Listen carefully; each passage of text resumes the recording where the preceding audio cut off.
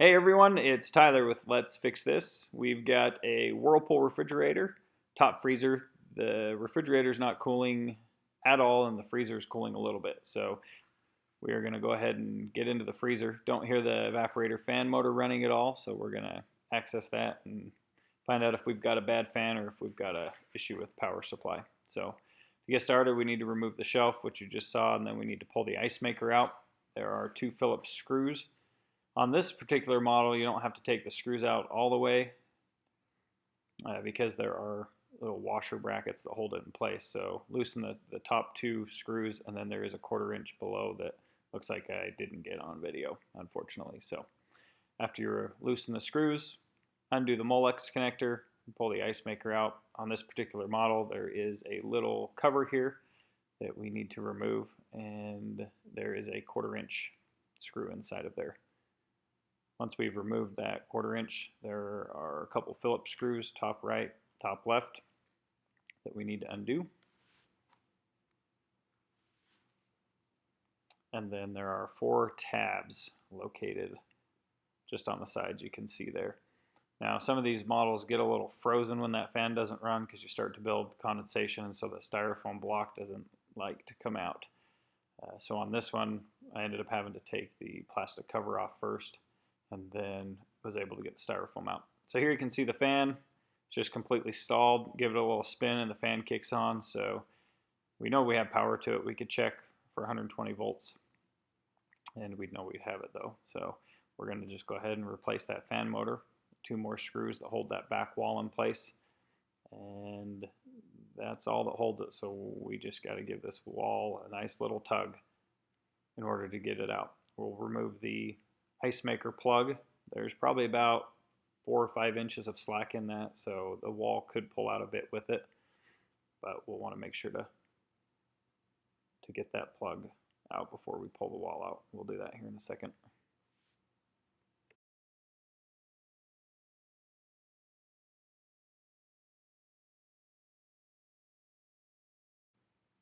Okay, now that we have everything disconnected from the wall, it's just a matter of flexing the wall a bit and pulling it away.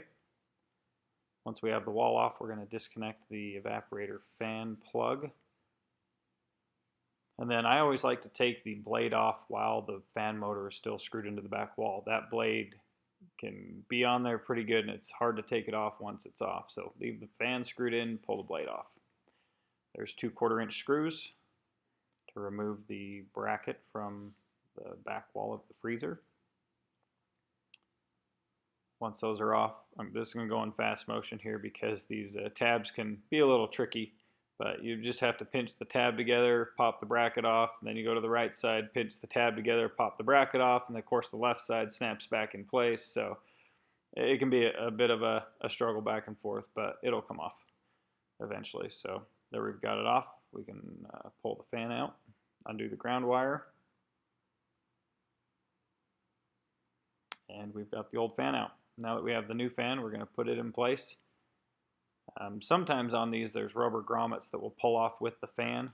On the housing it was still there, but there's that grommet. It wasn't on the back side. It wasn't still in the black housing. It was on the fan that I had taken off. So I had to go away and grab that grommet. It helps hold the fan in place, keeps it from vibrating.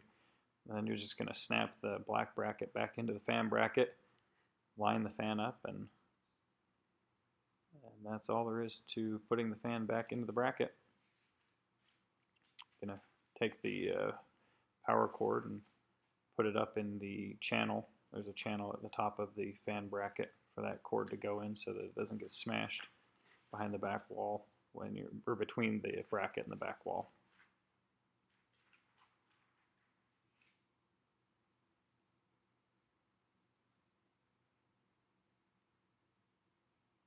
Then we've got our 2 1/4 inch screws that reattach the bracket to the back wall.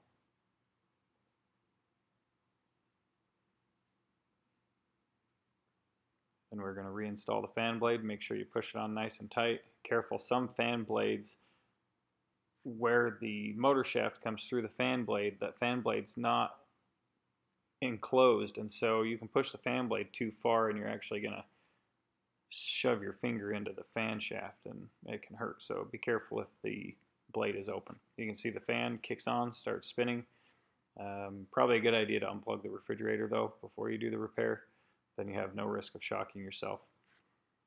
Take the back wall, set it in place. You're going to reach through the fan hole and plug the ice maker plug back in. Plugging the ground wire back on as well. Once both those are plugged back in, you're going to reach in and kind of just fish that ice maker fill tube through the opening of the back wall. Going to reinstall the 4 screws. Hold the wall in place. Oops, dropped it. There we go. And then you're going to put the cover back on. Now I've already put the styrofoam back into the cover. Like I said, some of these get frozen and the styrofoam doesn't come off with that cover. So styrofoam's in the cover, set the cover on, snap it in, and reattach the 1/4-inch screw. We've got the ice maker plug cover as well. And then plug in the ice maker. And because we didn't have to remove those Phillips screws all the way on this style, we can just hang the ice maker right up on those Phillips screws. And then we're going to tighten them up.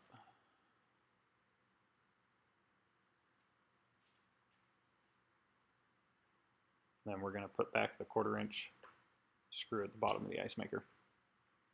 And that's all there is to replacing the evaporator fan motor on a Whirlpool top mount refrigerator.